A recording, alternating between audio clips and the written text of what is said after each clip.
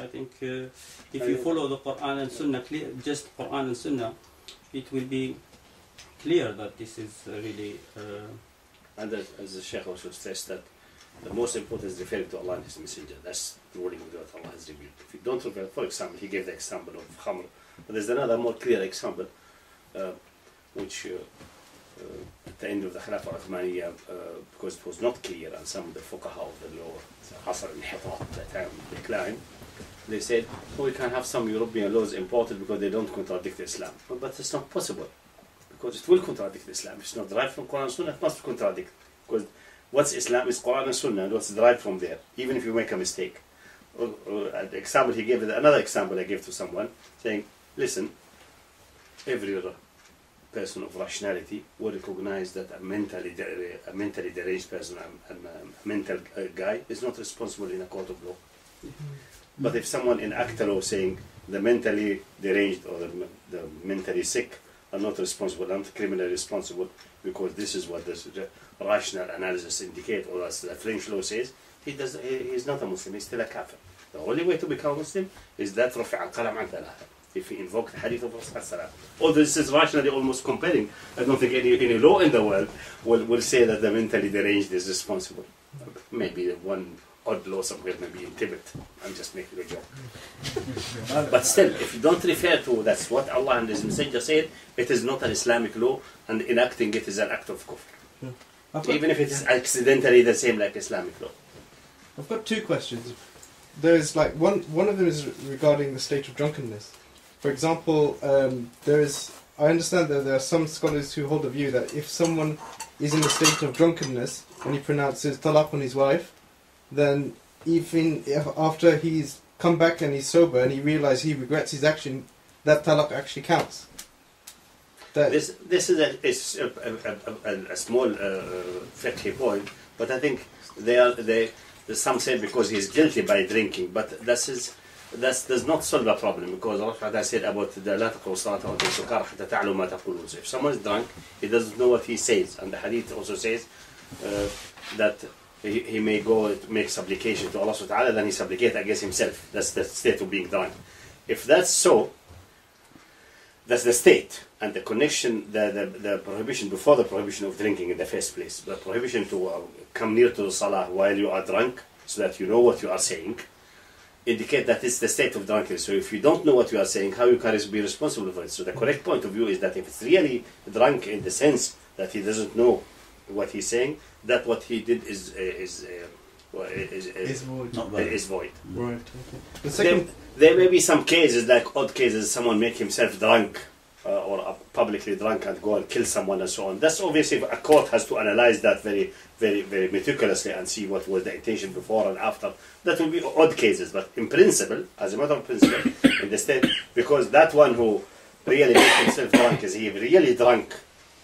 That one is not, it's pretend to be drunk, or partly walking, maybe wobbling and so, but not really drunk, that he still knows what he's, because he planned to do the murder, he drank a bit, so he appears drunk and go and do it. He was not really drunk, if you analyze it correctly. The one who's really drunk, the one who's in a ledger station. Like for example, Hamza ibn Abi Talib radiyallahu anhu, Asadullah wa Rasuluh, he jumped like in Bukhari and executed two camels, old camels. I don't think they are very tasty, of Ali ibn Abi Talib, who got them as a spoils of war from Badr, I think it was Badr. And then because one singer said, oh, ala ya Hamza wa shuruf al-awali, so he thought that's an encouragement to kill these, took their livers and grilled them and they were eating it. And then Ali went to the Prophet weeping, saying, did you see what your uncle did? He killed my the only wealth I had ever. And he was hoping with that money to have the dowry for Fatima. So the Prophet went to Hamza and said, why did you slaughter the two camels of your nephew? He looked to him and said, aren't you and him slaves of my father? So the Prophet knew that he's Tamil, that he's drunk. He doesn't know what he's saying. Because if you say that in any half-awake state to the Prophet, you are a kafir clearly. So the Prophet stepped back and let him. So that's the real state of Tamil. You are enjoying yourself, someone is singing, and you are drunk, and no way in that you would be committing really a murder with that intention. So that with the scholar there, either they do not analyze properly, or they do not say if he's really drunk, and the evidence is all pointed in that direction, then his talaq and all his actions are actually invalid. And the qalam is marfu'. And in that state also, although he may be sinful for putting himself in that state, but the laws of being not responsible apply. For example, Ibn Hazm, I think, rightly conclude that this state is similar to the state of being missing salah because you should not do salah in that state, even if you are sinful by drinking, but still. So salah time is shifted for you until you are awake, and then you have to do it as soon as you can, but it has no end time. Exactly like the one who sleeps over a salah or forgets about salah. He has to perform it the moment he remembers or he wakes up. And this is the only way to do it, kafara for it. And there's no end time, but the sooner, it should be as soon as possible with no delay. Any delay intentionally is sinful. So his analysis, I think, is correct. But this is the matter of fiqh analysis. We said that now a faqih is more stronger in his analytical skill than another faqih. One is more deeper than the other. This is obviously fiqh, which Allah gives to some people. Some people Allah gifted with more, bigger capability of fiqh, and some less capability of fiqh. That the scholars will have their own analysis and disagreement, etc., with no doubt. But the principle is clear in a small fiqh point. But the fundamental issue is that both of us, the one who said the talaq is valid, they are all referred to Allah and His Messenger. They are all Muslims. The one who said no, according to the French law, that one is kafir. I think the Sheikh agree with me there. The second question I was going to ask is actually regarding people using fatwas to say that mortgages are halal under certain circumstances. They're obviously saying in their intention, as we understand it, that they're using Allah and His Messenger. Yeah. Sometimes how do we deal with people are very, very strange creatures. Can insan أكثر شيء جدل try to find justification for this, but the majority who are using it go usually to scholars of Hanafi, because majority in the West are from the subcontinent, because this was the major the jewel in the crown of the British Empire, and they imported these subcontinental people who are very ambi, very simple people, and they have this old scholarly point of view that usury or taking riba. Actually, it's taking riba, not giving riba, but they are giving riba, which is upside down. But taking riba in the Dar al-Harb is permissible, because Abu Hanifa's analysis is that the mal of the Harb is yours anyway. It is yours. If you fight him, you can take it. So, if you lend him and take from him the loan plus usury, you are taking actually what belongs to you, but not by sword, by another way. This analysis is not proper, most likely, but even that will not apply, because the current scholars, most of them are quite weak, and there is muqallid, they are not real deep analysis, because in the way you are not taking usury, you are giving the bank usury. He is robbing you. You are not robbing. He's making ghanima on you, not the opposite. So it shouldn't be that way. So the ghanima is his, not your ghanima. But you may find an excuse, because they usually, the majority of these are muqallid. There's some good scholars in the subcontinent, no doubt, but the scholarship is limited really to the madhab. They very few liberated themselves to get out of the madhab and become independent. The environment does not permit. Since hundreds of years in the Muslim world, all scholars are muqallid. There was some time, if you leave the taqleed of one of the major madhab, the people will imprison you, like Ibn Taymiyyah imprisoned in the issue of the divorce, and so on. So it is very difficult to become a non-muqallid and to be independent. So I would say, I will give them the benefit of the doubt. I wouldn't say really that they deliberately wanted to violate Islamic law. I think they trying to find a solution for the people in a situation which is messy by constructing some kind of fatwa. Does not mean that every one of these scholars is really honest and sincere in his heart. Some of them are quite twisted, but the majority I don't think so, because you see, we have met many of them. They are quite pious. They are people of piety, of good manners, and so on. So you can assume that really they intended the best, and they wanted to solve the people's problem within the law of Allah and His Messenger, even if you don't agree with that fatwa. I strongly disagree, definitely. Because if I follow Abu Hanifa there, then I will be lending the bank with usury, not the opposite. Taking money from him, or giving him money. Like depositing and taking interest and give it to somewhere in another charity or something like that, with all a question mark around the whole issue. You could say also this is, you are living in the domain of kufr, you are actually in a state of, not duress, but you are in a messy state. If you run away from usury, it will catch you. The smoke of it and the dust will reach you anyway. And then they thought maybe it is the lesser of the two evils. Some people argue on this, not a Sharia argument, but it's widespread. Either you remain renter the rest of your life and you don't develop any wealth or any assets, or you pay mortgage and then after a few years, decades maybe, you have built your own assets and some existence. Some analyze this way, which has also some pseudo-Sharia arguments, like strengthening Muslims, keeping their wealth, developing their own capabilities. So you will find scholars saying that, and you cannot say they are not referring to Allah and His messengers. The only one really referring and bluntly not referring are the rulers. Some of them are clearly bluntly, and some of them are just in a nasty way, in a clear nasty way, like for example the ruler of Tunisia and Turkey. They are very clear, they are anti-Islamic clearly. But we have, for example, there was some argument with the Kuwaiti Prime Minister 20 years ago, the one who caused the invasion of Kuwait, Saad Abdullah. And someone said, but the Sharia says, ما عندنا في الكويت ما عندنا شريعة عندنا قانون we don't have Sharia in Kuwait, we have قانون. So it's clearly saying that we don't have Sharia. It's saying it public. We have قانون. Pronouncing it instead of قانون, he says قانون. We have قانون. Clearly, fine, clear. Stupid guys. And then you have the only one who is really nicely hypocritical and playing the game well are the Saudis. They have played it excellently. Giving it a name, saying, no, it's not Qanun, it's Nizam, as if the word Nizam and Qanun make a difference. And then, oh no, they're moving the scholars who are, like for example, I can't believe that Ibn Uthaymeen said the United Nations is just like, it's just a halal agreement like the Hudaybiyah. They did not bother even reading, they're asking, give me the United Nations, give me a translation of the United Nations Covenant, and let me read it. Then his hair would have been standing up. But some of these scholars living behind the moon, they're not living really in this world, completely removed from the reality. Or they kept like that. I once met Ibn Uthaymeen face to face after Hajj. And there was an issue that year that the Hajj, there was a block of the road, so some Hajj you were unable to enter Arafat, they were outside. And discussion was open what to do, is their Hajj valid or invalid. The Sheikh was quite embarrassed cornered because obviously there's a government negligence. They reversed the roads, because the roads all in the morning until late in the afternoon they're going into Arafat. Did you perform Hajj? Not yet, earlier. And then afternoon they reversed all out. Okay, this is a reasonable arrangement. But some stupid police blocked some roads earlier than and earlier before all buses were in. So they were not in Arafat, they were outside. So I said, Sheikh, someone should say the Hajj is valid because they have the intention to be there. The ways is connected and they're prevented by force, and this is like we can regard Arafat as have been expanded temporarily because of that. Otherwise we declare that people Hajj to be invalid, and they came, they did all the nusuk, they stood, if not in the Arafat itself, up to the Wadi Bat al-Muhassir, out of that, but the cars are connected, so Arafat has expanded in some sense. That's the only way we can make their Hajj valid. And then there was this Khabith Madkhali who was sitting there.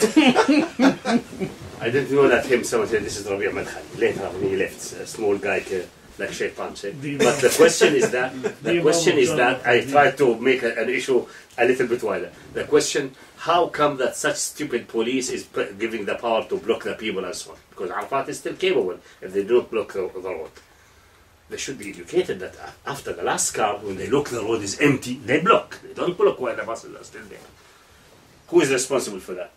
Rabi' al-Madkhali started asking questions about some weak ahadith and strong ahadith and diverted the whole attention, deliberately.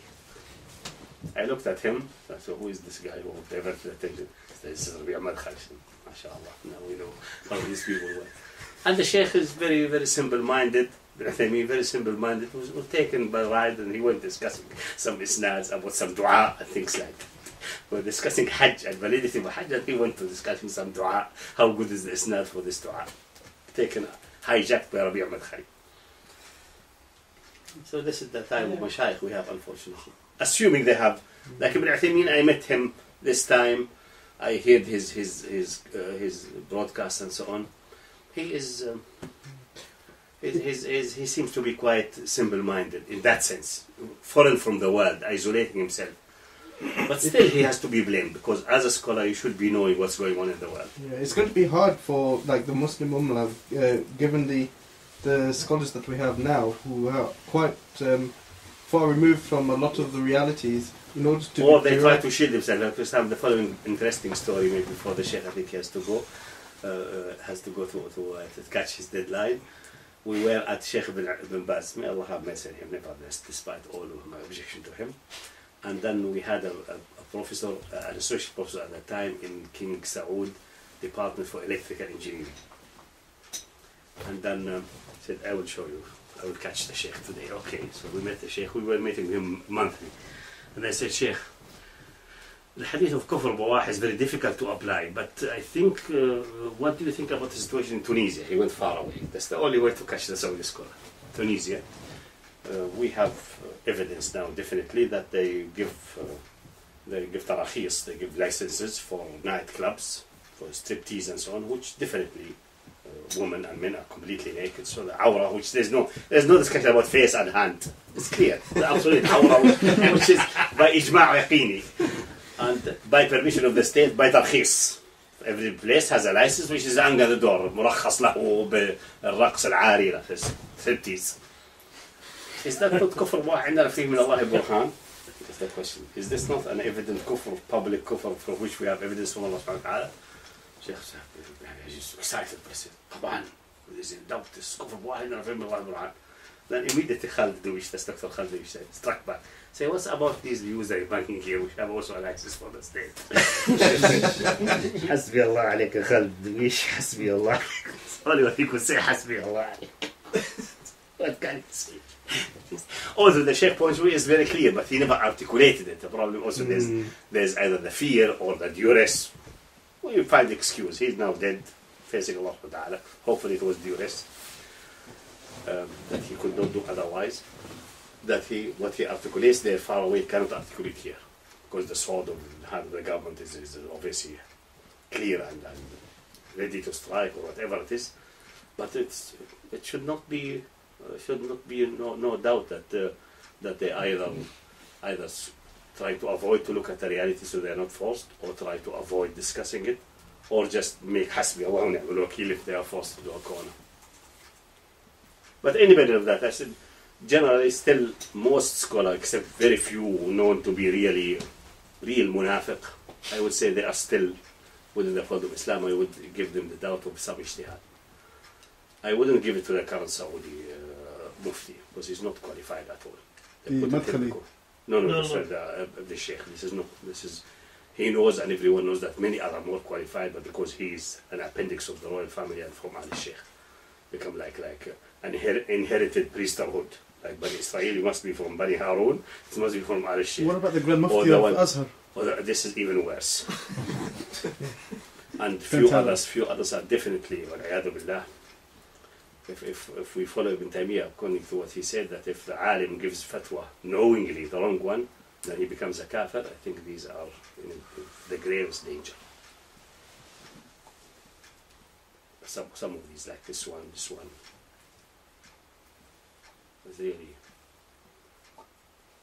really a pity, but what can you do? So did you meet Abdullah bin Saad? Yeah, I met him several times. You sent me his site. He's good in hadith science, and he's quite sincere. He was imprisoned, by the way, several times. He's a good man. He stands toward his belief and so on.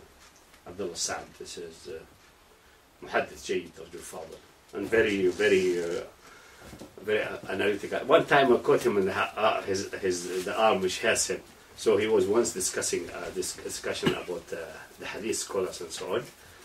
And then we came to, and he was I think he was giving halaq or he was in the radio, I'm not sure. And I said, Sheikh, you discussed that, and then you discussed Al-Jawzajani. Jawzajani is known to be Nasibi. He has very nasty comments about Ali ibn Abi Talib. And then you justified him that he's known to be truthful, he's thiqah in his narration, which I agree. I'm not denying that Al-Jawzajani is trustworthy in matter of his narration, exactly. But his madhab is khabith, no doubt about that. And you justified him, say this is his deen which he believes in. Then in the same halaqa later, or in another halaqa, you spoke about Abdurrahman ibn Khirash. And you were very negative to Abdurrahman ibn Khirash. It's Rafidi. We have the Nasibi, manifest Nasibi, Jawzajani, and you have manifest Rafidi, Abdurrahman ibn Khirash. But he's no less trust now. And he's even, I think, as hadith scholar, he's better than Jawzajani and more comprehension. And you said we should avoid narrating from him, although he seems to be, those scholars agree that he's truthful, because he's Rafidi. Say, what makes the difference between a Nasibi and a Rafidi? Why this one is having the madhab as an excuse and the one has no excuse? And then his face became red because he's very fair colored, almost fairer than anyone present, almost like Kalim. And I mean Sheikh Abdullah Saad, and his became red and he did not comment. I said, Sheikh, a man like you who is devoted to hadith and to hadith science and to the truth and a good Muslim should make no difference. If this one is excused, because this is his deen who believes that's devoted to Allah according to this deen, then no one would be excused, or neither is excused. So you find sometimes pitfalls like this between. But this, I don't think this is because of the environment. If you are in Najd, then you will have a heart attack if you hear the Rafizi. But Nasibi, it doesn't sound that bad. Most likely because Nasibi are very few. They are scattered. I don't think there was never really a real Nasibi movement except the early Khawarij. And even these were not really Nasibis. They were against Ali ibn Abi Talib because of Tahkim. Not because of Ahl al-Bayt or anything like that. They are Nasibi in the sense that they are anti-Ali ibn Abi Talib, and they have false argument, they have the argument of Tahkim. But really systematically Nasibi in the way like Al-Jawzajani and others, not to that extent. Very few. No real movement. While the Rafidi are a big movement with mashayikh, so people are more worried. So you understand the psychological, but scholarly you should try to be scholarly the same well-balanced way. But he's a good scholar, very good, excellent scholar, very good, very honest, very forthright. Although he's not involved in politics, but when he was confronted with certain things, he insisted, and they put him in jail a few months. And even after jail, before jail and after, he used to visit my father, I think every 1 week or 2 weeks, to read on him Sahih Muslim and so on.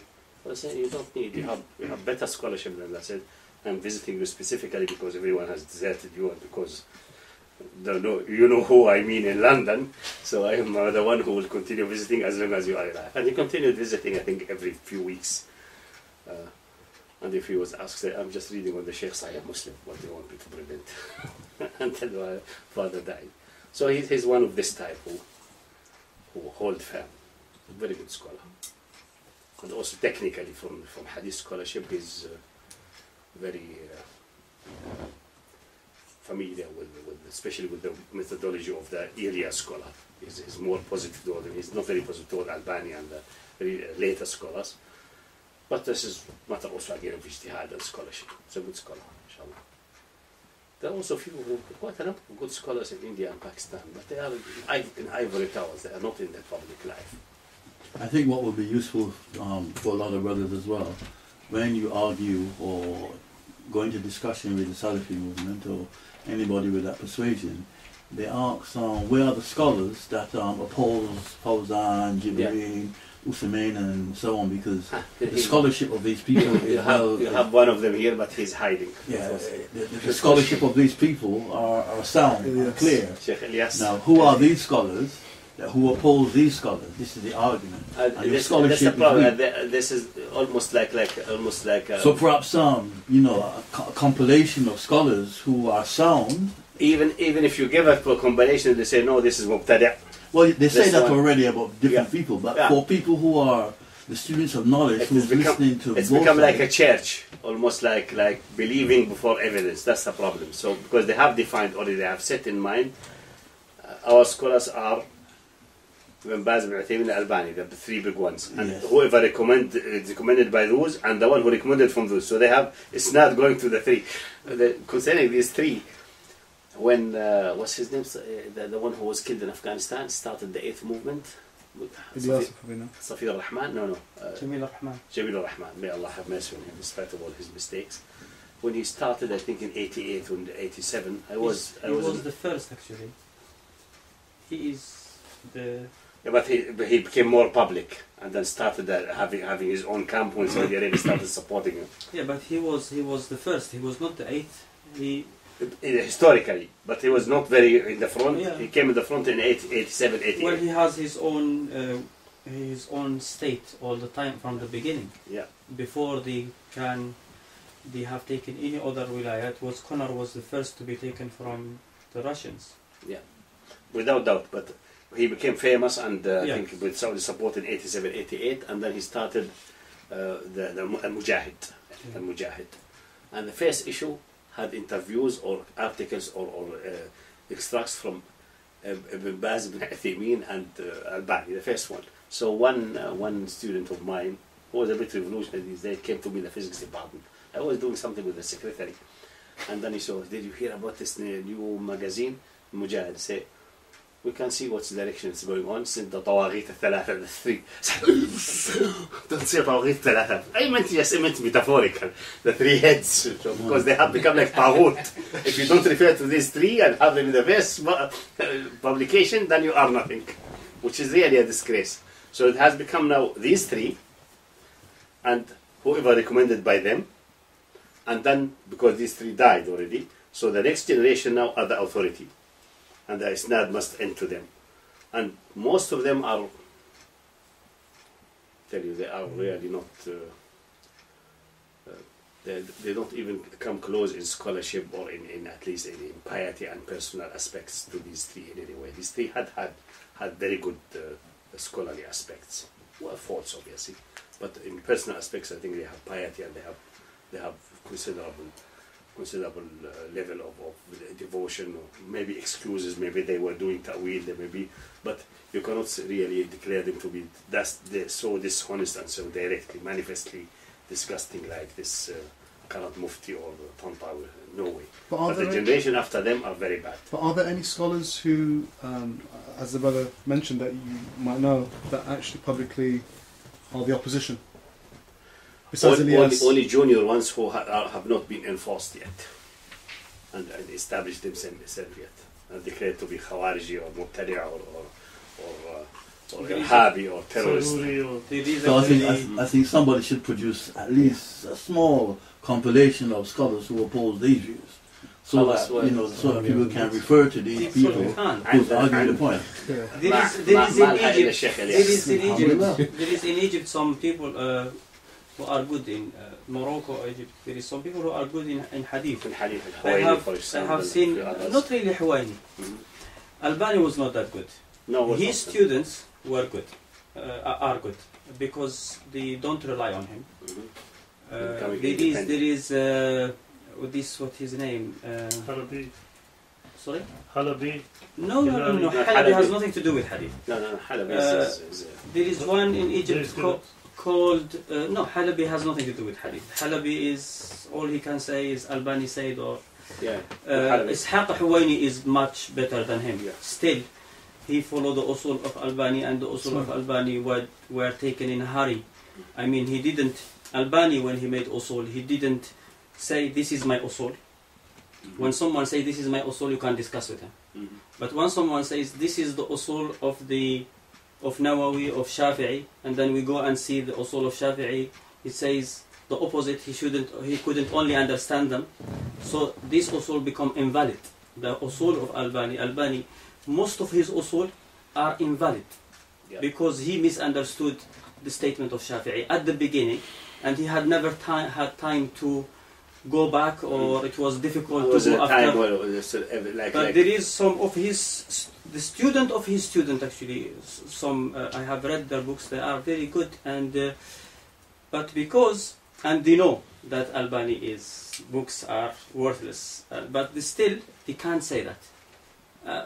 And it seems when they talk, it seems like they are convinced. They will say that he is wrong. He is wrong in here, he is wrong in here, he is wrong in here. Still they will say he is the biggest sheikh. So I don't know how someone who can make these mistakes. For example, one of them is Tariq Awadullah from Egypt. There is Dahan, he is not student of Albani, but he can't also. If you want your books to be read, you have to go with the current. I mean, you don't go to the opposite side. I mean, how did Abu Hanifa, for example, become the biggest sheikh? If you read until Ahmad bin Hanbal officially, until Ahmad bin Hanbal madhab became officially a madhab, you won't find anyone who is recognized as scholar, what we call from Malik, Shafi'i, Ahmad bin Hanbal, Ibn Hibban, Bayhaqi, Khatib Baghdadi. All these people had a very bad. They used to think very bad about Abu Hanifa. Abu Hanifa had only his students in Kufa, who most of them are untrustworthy, who consider him to be a clever man. According to the majority of Muslims, if you read the books, Abu Hanifa used to be nobody. But when he became a madhab, finish. If you want now to oppose Abu Hanifa, you are going to oppose to the 3/3 of the population, Muslim population. Ahmad bin Hanbal was not a madhab. It was only 3 madhabs for about 3 centuries. Ahmad bin Hanbal was not a madhab, and his people were oppressed because they take mostly they are almost like Dahiris. Only when they became, at the time when nobody was watching, they could gather some followers. They took power, and then they had to be recognized. Even the four madhahib today. It's power. Yeah.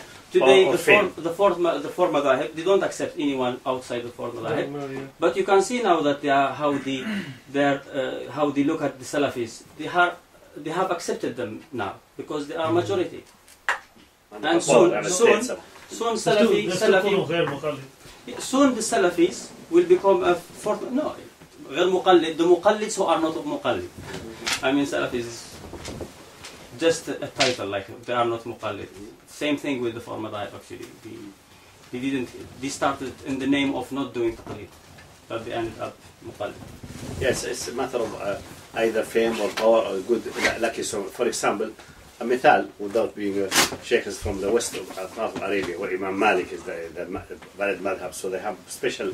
But actually, Malik has been lucky in many aspects. He has students who enforce the madhab, made the madhab somewhere in states, and they think as a matter of opposition to the Khilafah Abbasiyya, which has Abu Hanifa and the far west, Andalusia, they adopted Malik maybe as a kind of opposition or something like that. Historically, maybe that's the reason. But actually, if you look, even in Hadith, for example, many scholars would say, usually there's called the golden chain, Malik an Nafi an Ibn Umar. You will find many scholars will tell you actually Ayyub an Nafi an Ibn Umar is better and stronger. Ayyub is having more comprehensive narration of the Hadith. He doesn't do any abridging of the Hadith and so on. And he's no less authority. But who will know Ayyub? Maybe the first time most of us read him. But Malik is well known. Just Malik got lucky. He was really lucky in matter of hadith, but also he's a great muhaddith, no doubt about that, and authority. But this one, secondly, in fiqh, if you look at the fiqh Malik originally and Malik's fatwa, and especially when Ibn Hazm makes his campaign against the Maliki fatwas and so on, it's actually many of the fatwas and many point of view are just catastrophic almost. You feel there is a lot of issues of racism and so on, that, like, for example, distinction between al-sawda wal-bayda and all these things in matter of nikah and matter of awra and so on, things which are really outrageous. You wonder that has come from any Muslim event, not an Imam like Malik. And still the madhab is there. So you need to get lucky. You have some followers who jump in the power of become a chief justice in one state or in a relevant province, and then spread widely, like Malik and also Abu Hanifa, because Abu Yusuf became the chief justice under Harun Rashid, and then the Hanafi were established. This is exactly what's happening with Albani, because his students, Ibrahim Shukra was the advisor to King Hussein, and then he got many of the Albani students into the government. And then they have discussed that his madhab does help, because nobody becomes kafir no matter what he does. Even if he insults the Prophet, this is gillat adab. This is lack of manners. So this with the scholarship is sometimes a matter of historic conditions, luck, usually power, and it fits in one point historically, and then you. But I think in modern times, I think what the brother is saying can be done, inshallah, because now we have really the power of the people through the internet and through the wide publications. You don't need, yes, if you have a state, it's easy, obviously. You can spread your books, you have thousands and millions of copies, you can give them for free, etc. Widely spreading it. That's all possible. That's all widely, that's possible and available, no doubt about that. But with the internet, with the individual scholarship, with the jihadi movement, which is obviously in confrontation with many governments, despite of all its shortcomings, but being in confrontation with governments and those who are allied with the West gives her more standing in the people. And I think slowly they will come forward and they will take, inshallah, over. In terms of taking practical steps, like there are two approaches. One approach is that you do exactly what the Salafis do. I mean, if you go to SalafiPublications.com, I think, every single Muslim that has probably lived in the last 50 years, except for the Wahhabis, they will class as some sort of form of deviant. Absolutely. In every way.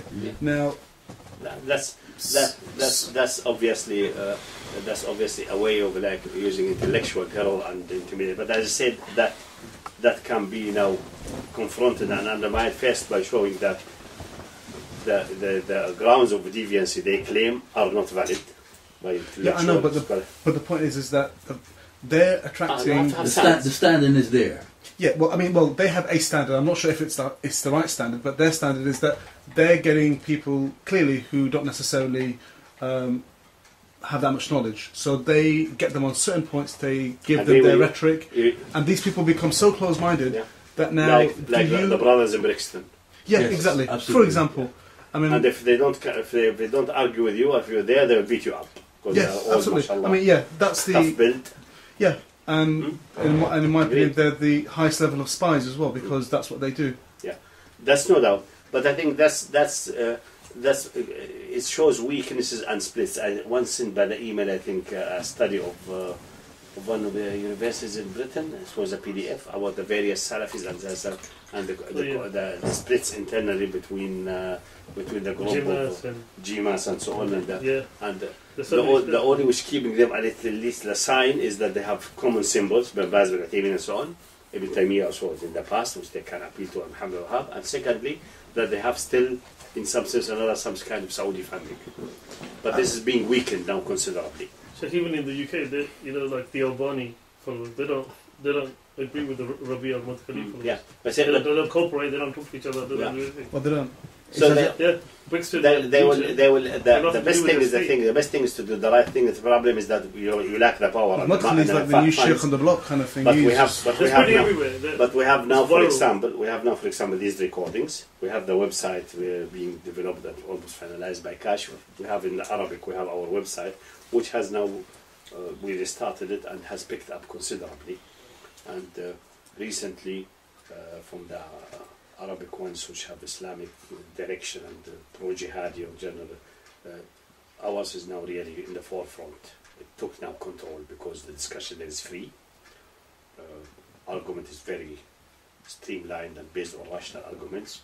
There's very wide freedom. There's articles who accuse me to be a kafir in our own website. Leave it. We discuss it. Let the people discuss it. No problem. Bring the evidences.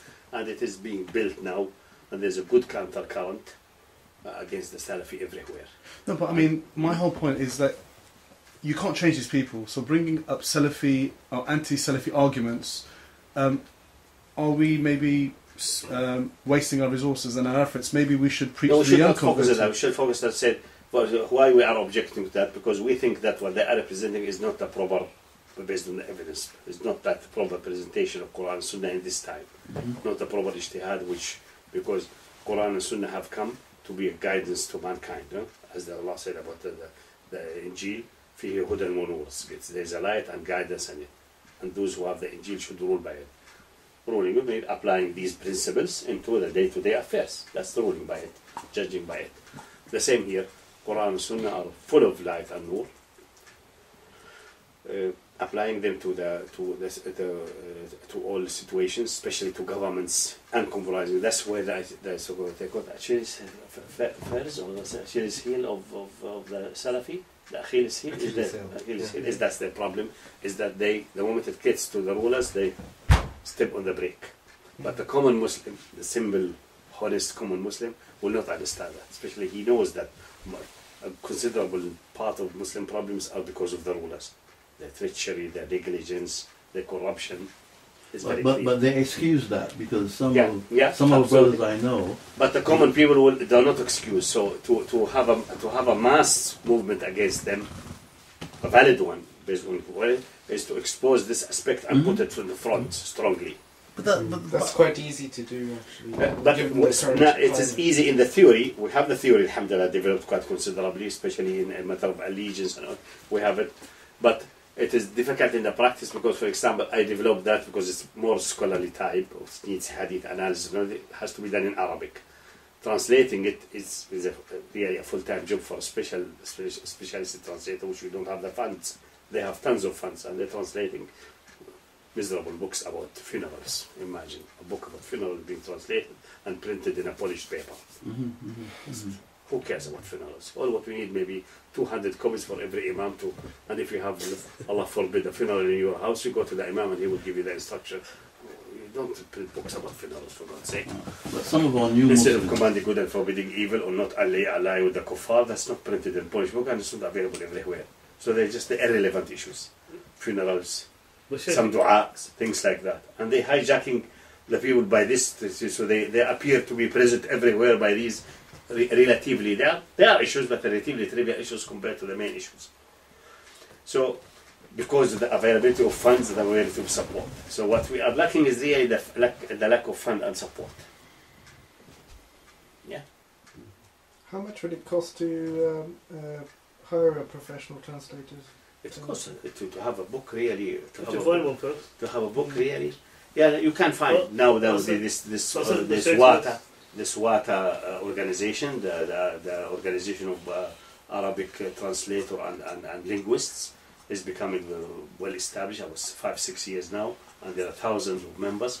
Many of them are very vocal. If you go to the website, it's in Arabic obviously, but if you see their website, there are many of them are criticizing governments. They're taking very strong position. They're discussing issues of Sharia, issues of Aqidah, issues of philosophy. So I think they are graduating to our direction. So they can be hired maybe at a relatively reduced cost to translate some of these things. But still, these people are having to feed their children and wives and children. So they have to have salaries, they have to work. So any respectable book of like 300-400 pages will cost easily £5,000-10,000 for translation, minimum, if not more. You can't go to those translators of course and so on. They will kill you by 20,000, 30,000. So you go to one who does it like a wholesale job at a reasonable price. I tried the book of Tawheed, for example, our translation for half of it, which we got after cheap because I have a friend in Egypt who hired people and organized them and was following with them up, and it cost about £4,000, which elsewhere may have costed 15,000. But the problem is that the translation level was, remember, we have edited it X amount of times until we got really fed up and bored. It was so bad in some places that I start with a file, read 1, 2, 3 paragraphs, and then I'm so disgusted that I close it. And I don't come back several months. If the translation is good, you will have the desire to do one file in a few days. Another file would have that finished the editing in a few weeks and months. It took us 5-6 years. Every time I see how bad it is, I'm so disgusted that I close it and I forget about it for months. Then I collect all my energy and pressure from the shabab, and then I go back. In some place, even they deliberately, in one place, for example, there was a criticism of Bin Baz. If you don't want to translate, then tell the man, I'm resigning. What they do, they turn the no into yes. The sentence is reversed at 180 degrees. Deliberately. So you cannot trust even the translator who change your statement to the opposite. To the opposite. If there's a not, he removes the not. The Umar, they're too biased. Well, I said the Shaykh to 50 translators, and they were either Sufi or Salafi. They're all like, oh, this doesn't agree with what I believe. That I'm not translating. Goodbye. I thought there was, just give you a joke. There was many years back one brother from Pakistan. I said, we have to translate the book. Okay. So I know some people from Jamaat Islam. He said, if you go to Jamaat Islam, you will end nowhere. I said, no, they are good. He went to them, he came my way. So didn't I tell you should go to someone who translates pornography, who is for money? He may be better than Jamaat Islam in this regard. But they say, there are plenty of, but they said, there are paragraphs there and sections which are very critical to the Saudi regime. You know, the Saudi regime, we have good relation with them. And if they know that we translated that, or one of us, they will, one day they will know. They believe that you don't need to put your name, just translated by a committee of translators. No. They will come to know, and then the Jama'ah will be in bad trouble and will have difficulty. No, sorry, I can't. And he tried with several whom he know who are good translators and with whom he has family relations. Forget about this, no way. But your Kitab al-Tawheed is in English now, but it's in... Yeah, we have edited it over 5-6 years until we got disgusted from the editing process. Is it purely the language or the concepts are lost as well? Part of the concepts, part of the language is so miserable. There's even, I think Kashif, it was you, someone who said, try the Google translation, maybe it's better. Yeah, no, that's... No, Google is a bit far away, you can't. The automatic translation is still... Okay. It's still another volume. No, Google will translate maybe a text for a contract or something like that. There's this effort coming out of Egypt, which is like anti-Salafi. They had this 200-page book, which just recently, it was in Arabic, it's been recently translated into English. Which one? It's going along with this whole kind of liberal thing that's going on in the UK. Mm-hmm. But they're exposing like fatwa from Bin Baz and everything. I mean, like some of the really bad stuff, or stuff which seems a bit extreme. Mm-hmm. So it's coming as the kind of, the moderate side of things. But that's good. It's actually it's a big effort coming out of Egypt. Yeah. So translating to because English. the people are disgusted. Yeah, it's government based, that's the thing, but it's... So there's a basic onslaught starting against the Salafis. As Imam Malik said when he was asked of someone that is various faction fighting against other factions at his time, I think someone fighting against the Abbasi, so don't participate in these fights. Just stay inside and say, may Allah destroy the unjust by the unjust and keep me safe out of them. So let the unjust and the deviants fight against each other. That's also not bad. Yeah. But there's so many, for example, they started a campaign against the Deobandi because they were friends with the Deobandi when the Taliban became non-very Saudi obedient. They started, they said how we can attack the Taliban, and the only way to attack them, they are not brave, so we cannot say they are mushrik and grave worship. That's a bit difficult. The Deobandi are not like that. So what to do? They started a campaign against the Deobandi, and they got all the negatives of Hanafi madhab, and there was a book about that, and that was in 97, 98. And some Deobandi scholar he said, complained to me what to do. I said, give me the book, I will write, inshallah, reply to it. Said, no, we don't want to offend the Saudi regime for the time being. We want to keep the bridges, like Sha'rat Muawiyah, the hair of Muawiyah. But there's a famous saying, Muawiyah say, if there would have been a hair between me and the people, it will never break. If they pull, I will ease. If they ease, I will pull. So it's always under reasonable tension. And they call it in Arabic, Sha'rat Muawiyah, the hair of Muawiyah. I know Muawiyah Abu Sufyan being a famous first-class cunning tactician. So we keep the Sha'rat Muawiyah. So keep the Sha'rat Muawiyah until Yawm al-Qiyamah. I'm offering to you to do a rebuttal and analyze it because I know the people mentality and what's in the back, and they're still hoping that the Saudi regime will be kind to them one day, and it's unbelievable. And they were very hurt about the campaign. Said the campaign is not against you as a Deobandi. The campaign is to have a base to jump against Taliban because Taliban was not cooperating. When they sent Taliban to give us Bin Laden and so on in 98, 99 and so on. The book came at that time. Yeah, it was 98, 99, not 97. Until 97 they were still good or Taliban. 98 times things started becoming sour and sour. And then immediately a book came out. Who is the translator for... The regime is massive, have massive capabilities in these. Who was the translator for the Admi, the one who wrote Hadith literature? No translator, he wrote it in English, that's the original one. Oh, okay. Yeah, he was a PhD in Cambridge, in English. Then he translated them later in himself or some other people. But this is obviously a purely academic work. This is Muhammad Al-Qahtani? No, this is Muhammad Al-A'dami, Muhammad Mustafa Al-A'dami, the one who got, I think, the first or the second King Faisal Prize for Islamic studies.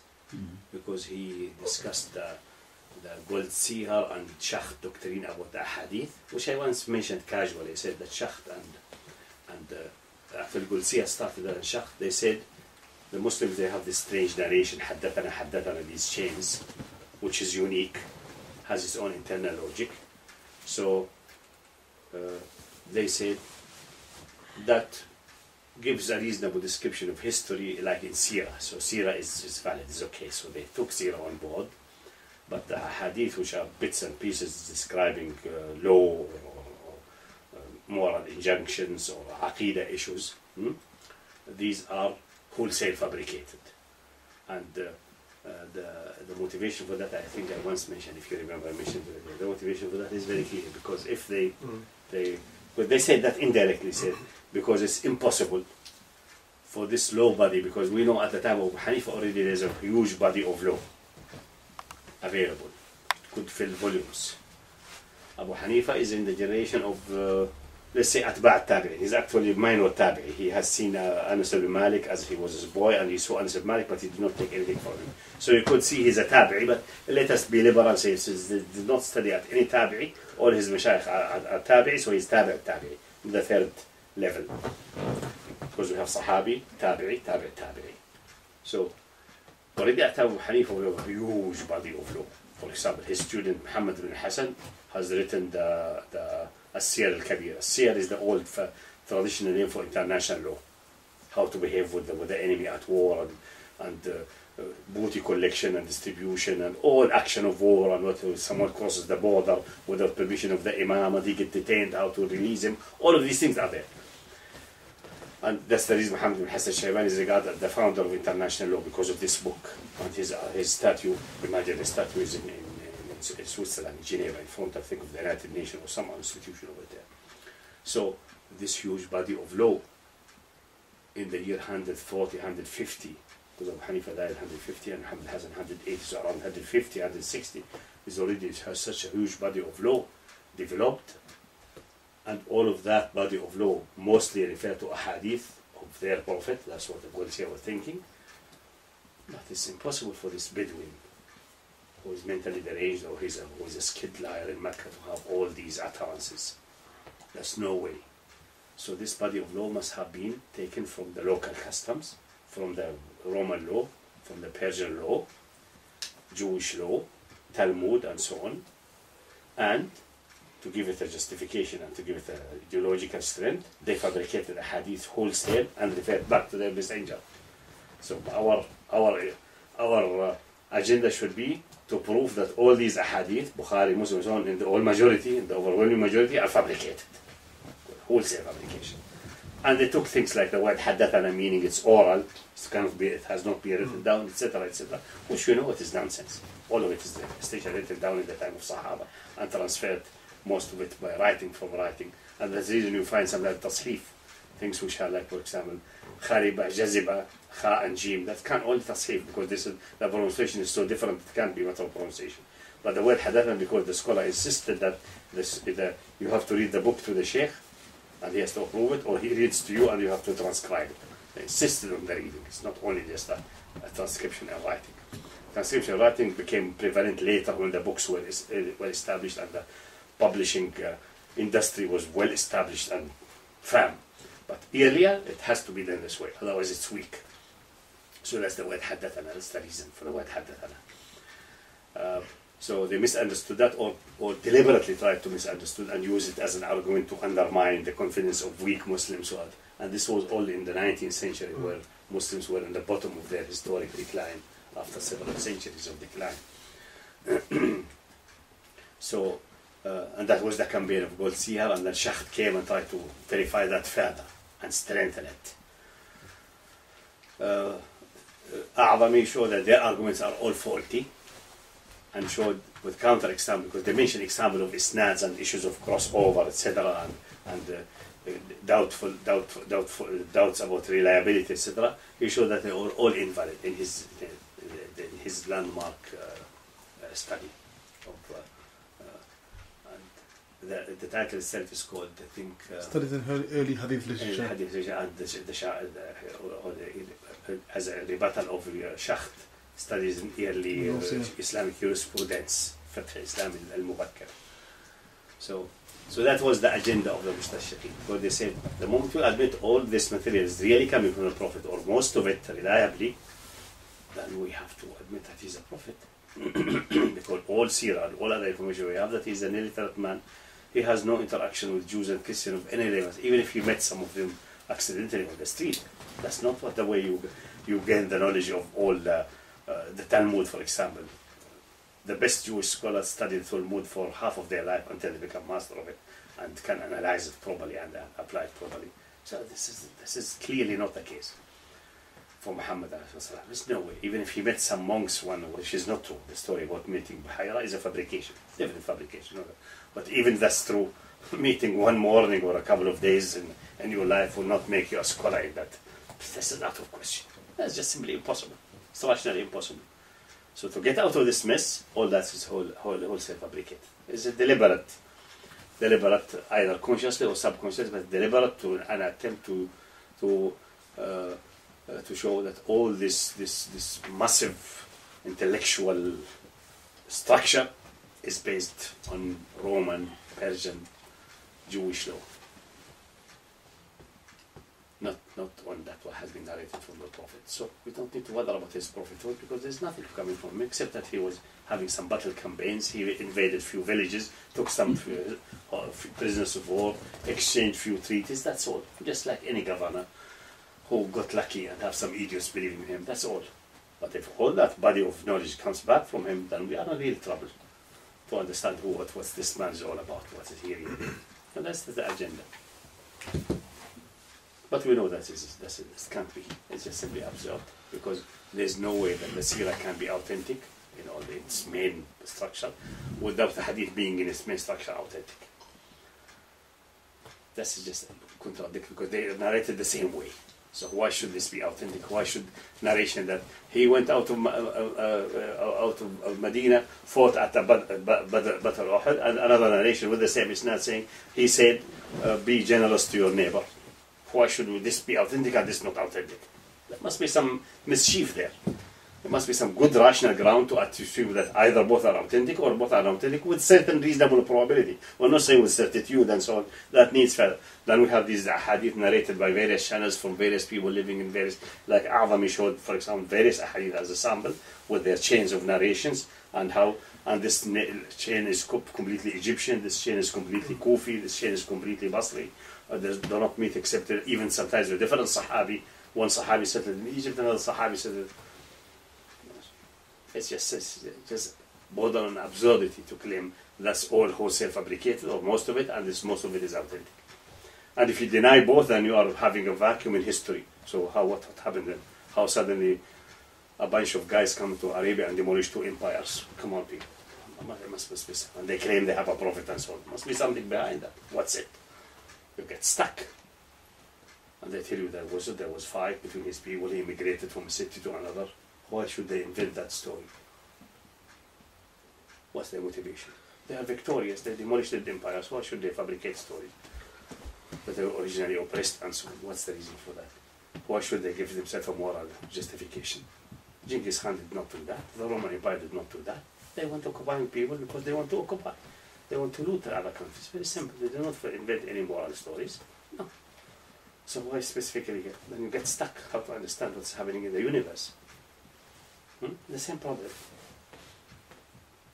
So a claim of wholesale fabrication, like also the Quran, which we discussed today, will backfire against you on the other hand. How do we don't know if that's all fabricated? then they could have sat and written the Quran by themselves. Maybe this Muhammad never existed. Then nothing in history makes any sense anymore. Then we have the right to doubt that what our parents telling us about our grandparents is just pure fabrication, and like, they never existed possibly. They must have existed biologically, but who are they? Maybe they are Chinese. No, Chinese because of the facial features. We don't know how the genetics work, but maybe they claim they be from Punjab, maybe they're from South India. Maybe they claim to be from this caste, but they are from a low caste. They're covering up for whatever reason. All of this is possible now. Nothing has become reliable. Whole history becomes questionable. But it will contradict itself because some of the history leaves traces, material traces.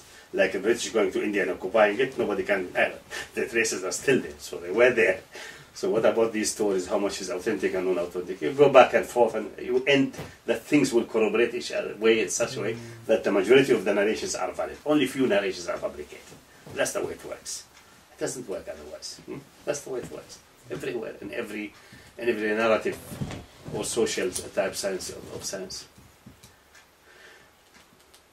Is there any way to root out these fabricated? Oh yeah, they are well known. They are well known. That's the whole science of hadith. It doesn't mean that some have been, for example, the first step is to see the narration chain and the reliability. That's the first stage. They don't have that. That's one reason for the Orientalists to be shocked there, because they don't have any previous example in their history. What they have books from books, transcribed, and they have, luckily for the New Testament and the Old Testament, they have original manuscripts, with the original parchment and so on, which are quite old, kept by the church, like going to 400 after Christ and so on. And there may be bits and pieces found dug in Egypt and so on, like 1 sheet, 2 sheets, half scroll of some, like 1 paragraph, 2 paragraphs, which you can corroborate with other things.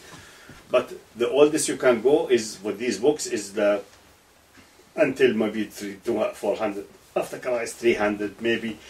Bits like 1 paragraph, half a sheet, half a sentence, because the termites have eaten some of the parchment and so on. But so you can compare and see the wording is the same, so we can assume it has been transcribed more or less reasonably.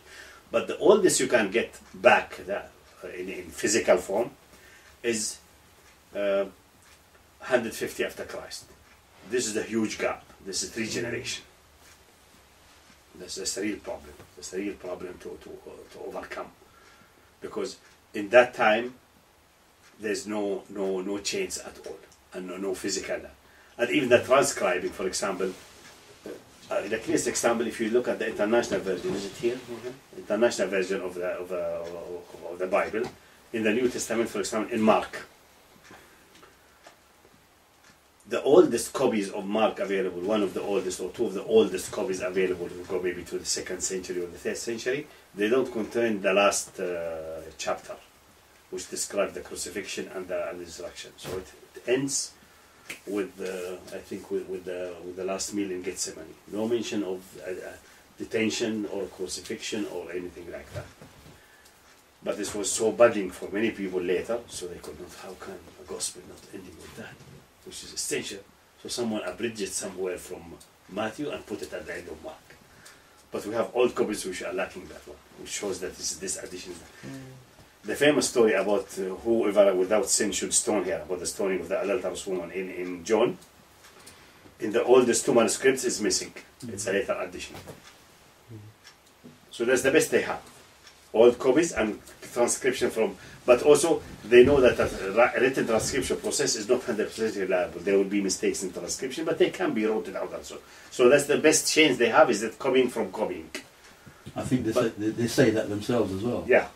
So the best they can, if you find a very old copy, and then we have complete Bibles going to the 4th century. We have, like they found in the church in Sinai. They found one very old codex, complete one, in parchment, in skin, and it synchronizes very well with the existing nowadays, with small maybe modification, which indicates that some scribes have made a mistake, but can be easily corrected. This is not a major problem. This is well known. This is not an issue. That's the best they have. So in Muslim, they have this change going to the Prophet ﷺ. That was a shock for them, because they don't have that. So there was a shock. If we accept that this is authentic or valid, then we are undermining our own old history because we don't have anything similar. But this is the reality. That's the reality. All what they have is these books going to the 150, 100, 200 something. That's the best they can have for the and some epistle of Paul. They are more reserved and they go even older. So the oldest they have actually only the epistles of Paul. But the Gospels themselves are much later. So this is a problem. If the main source of your religion, the master source, is later than secondary sources, it will be a real problem. But that's what they have. So that's the reason they have all these confusions, these issues ongoing still and will never settle. But in the case of Islam, it's not like that case. We have that. And secondly, there's now tons of evidences by all the scholarship work over the centuries of Muslim scholars, by the existing indirect references about that even the majority of Sahaba and all the Tabi'in, with very few exceptions, they were writing down. So that haddatha does not mean it's oral, it's really written and dictated. So we have, but these we don't need, because the verification process makes you independent from the original copy. You don't need the original copy in your hand, because even the latest copy will synchronize with that. And this can be done, for example, verified on the major hadith book, like for example Bukhari and Muslim. We have copies, physical copies, from the 4th Islamic century and the 5th, 450, 500. It's available in Istanbul and elsewhere. Perfect copies, very beautiful.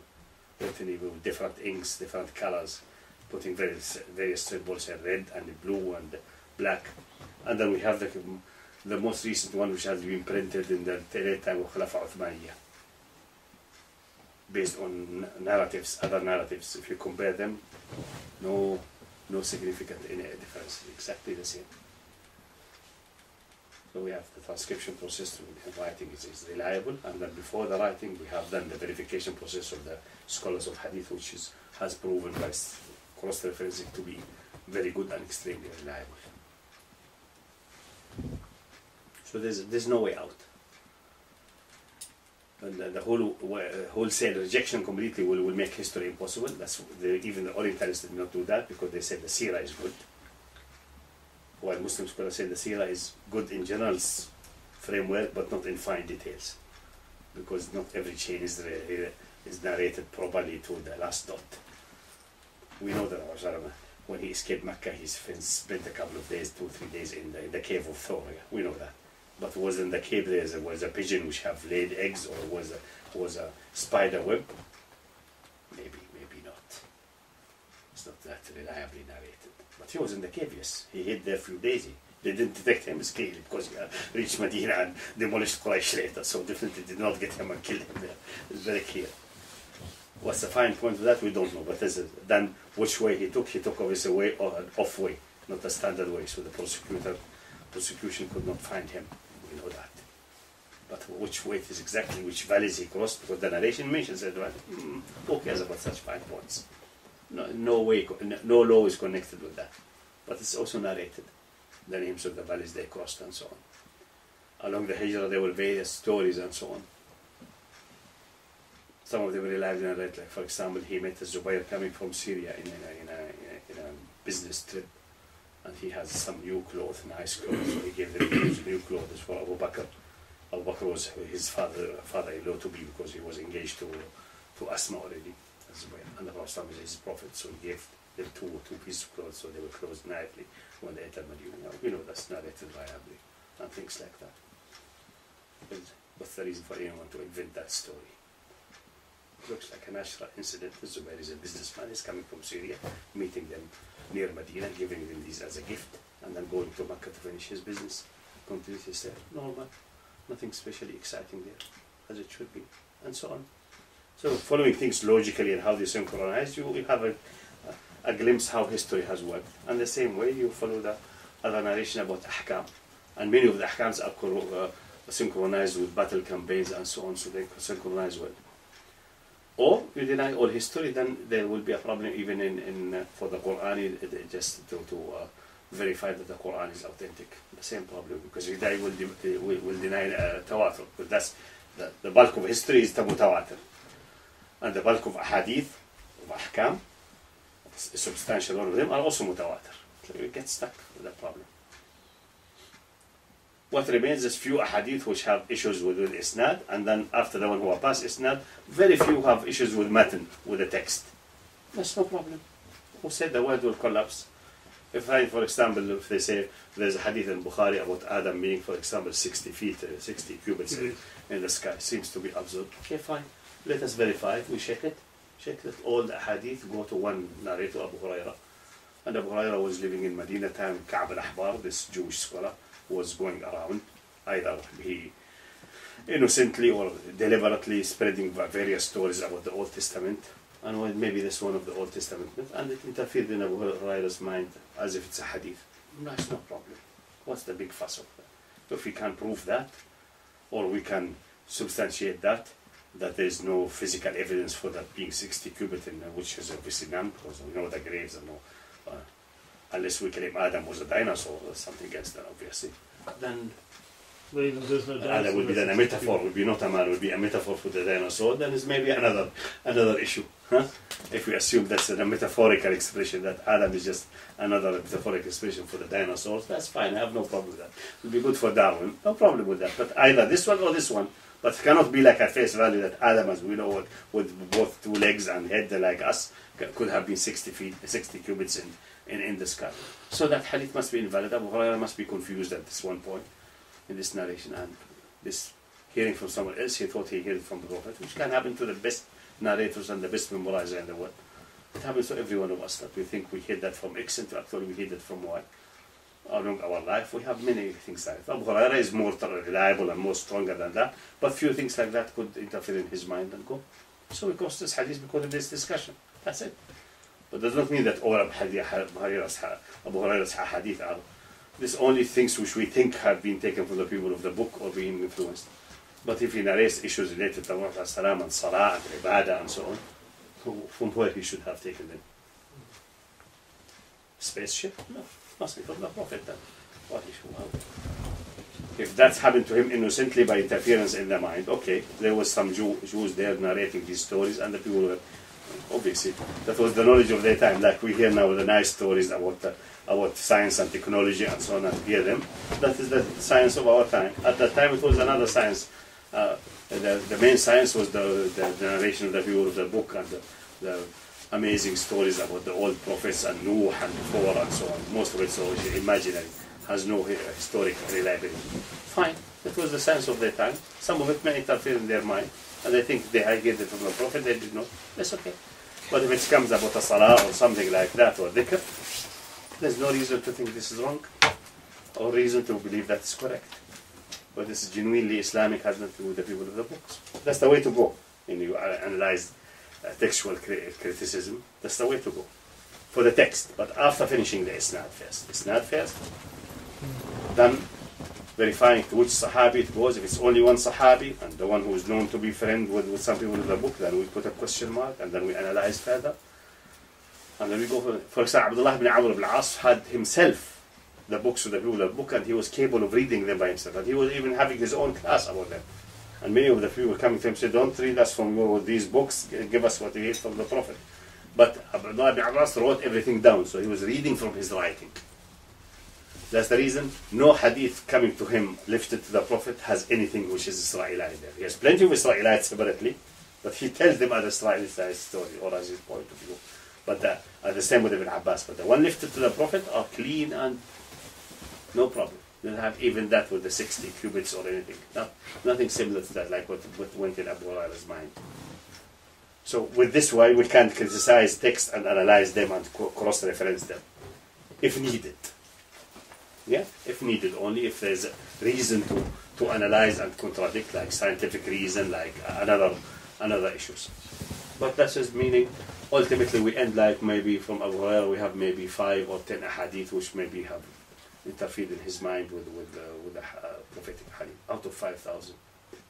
Who cares? There's nothing. And maybe this Sahabi may go 1 or 2. This one may be 1. And this is only problem because Abu Hurairah said he heard the Messenger of Allah saying that's interference in his mind. But for example, Abbas, the story which we discussed the time before last of Dalat, he never said he Messenger of Allah. He said that was what he heard from the Arabs, which is right. That's what he heard from them. It's just nonsense narrated by pagan Arabs who have just old stories which are more mythical and nonsensical. Yeah.